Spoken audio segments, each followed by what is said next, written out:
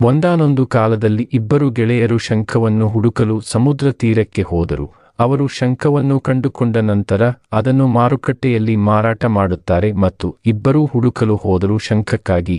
ಒಬ್ಬ ಸ್ನೇಹಿತನು, ನಾನು ದೊಡ್ಡ ಶಂಖವನ್ನು ಕಂಡುಕೊಂಡೆ ಮತ್ತು ನಾನು ಮಾರುಕಟ್ಟೆಗೆ ಹೋಗಿ ಈ ದೊಡ್ಡ ಶಂಖವನ್ನು ಮಾರಾಟ ಮಾಡಿದರೆ ನನಗೆ ತುಂಬಾ ಹಣ ಸಿಗುತ್ತದೆ ಎಂದು ಹೇಳಿದರು ಎಂದು ಮತ್ತೊಬ್ಬ ಗೆಳೆಯ ಹೇಳಿದ. ಅವನು ದೊಡ್ಡ ಶಂಖವನ್ನು ಮಾತ್ರ ಹುಡುಕಲು ಪ್ರಾರಂಭಿಸಿದನು ಮತ್ತು ಪ್ರಕ್ರಿಯೆಯಲ್ಲಿ ಅವನು ಸಿಕ್ಕಿದ ಎಲ್ಲಾ ಸಣ್ಣ ಶಂಖಗಳನ್ನು ಮತ್ತೆ ಸಮುದ್ರಕ್ಕೆ ಎಸೆಯುತ್ತಾನೆ ಮತ್ತು ಈಗ ಅವನು ಮೊದಲು ದೊಡ್ಡ ಶಂಖವನ್ನು ಹುಡುಕಲು ಪ್ರಾರಂಭಿಸಿದನು. ಒಬ್ಬ ಸ್ನೇಹಿತನಿಗೆ ದೊಡ್ಡ ಶಂಖ ಸಿಕ್ಕಿತು ಮತ್ತು ಅವನು ಇನ್ನೂ ಹೆಚ್ಚಿನ ಶಂಖವನ್ನು ಹುಡುಕಲು ಪ್ರಾರಂಭಿಸಿದನು ಮತ್ತು ಅವನು ಬೆಳಿಗ್ಗೆಯಿಂದ ಸಂಜೆಯವರೆಗೆ ಸಂಗ್ರಹಿಸುವ ಅನೇಕ ಸಣ್ಣ ಶಂಖವನ್ನು ಅವನು ಕಂಡುಕೊಂಡನು.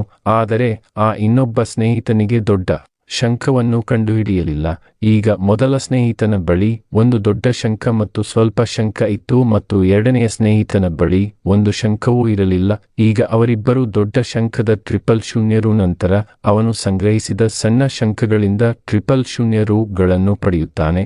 ಅವನ ಸ್ನೇಹಿತನು ದೊಡ್ಡ ಶಂಖಕ್ಕೆ ಕಡಿಮೆ ಹಣವನ್ನು ಪಡೆದಿರುವುದನ್ನು ಮತ್ತು ಮೂರ್ಖನಿಗೆ 000 ದೊಡ್ಡ ಶಂಖಕ್ಕಾಗಿ ದೊಡ್ಡ ಶಂಖದ ಬದಲು ಚಿಕ್ಕ ಶಂಖವನ್ನು ಸಂಗ್ರಹಿಸಿದ್ದರೆ ಒಳ್ಳೆಯ ಹಣ ಸಿಗುತ್ತಿತ್ತು. ಗೆಳೆಯರೇ, ಇದರಿಂದ ನಾವು ನಮ್ಮ ಜೀವನದಲ್ಲಿ ಅನೇಕ ಬಾರಿ ದೊಡ್ಡ ಯಶಸ್ಸಿನ ಹಿಂದೆ ಇದ್ದೇವೆ ಅಥವಾ ನಾವು ದೊಡ್ಡ ಯಶಸ್ಸಿನ ಹಿಂದೆ ಇದ್ದೇವೆ ಎಂದು ನಾವು ಕಲಿಯುತ್ತೇವೆ. ಆದರೆ ದೊಡ್ಡ ಯಶಸ್ಸನ್ನು ಸಾಧಿಸಲು ನಾವು ಈ ವಿಷಯವನ್ನು ಮರೆತು ಬಿಡುತ್ತೇವೆ. ಇದಕ್ಕಾಗಿ ನಾವು ಯಾವುದೇ ದೊಡ್ಡ ಸೆಲೆಬ್ರಿಟಿಗಳನ್ನು ನೋಡಿದಾಗಲೆಲ್ಲ, ಅದು ನಟನಾಗಿರಲಿ, ಗಾಯಕನಾಗಿರಲಿ ಅಥವಾ ಕ್ರಿಕೆಟಿಗನಾಗಿರಲಿ, ನಾವು ಈ ಜನರ ಯಶಸ್ಸನ್ನು ಮಾತ್ರ ನೋಡುತ್ತೇವೆ.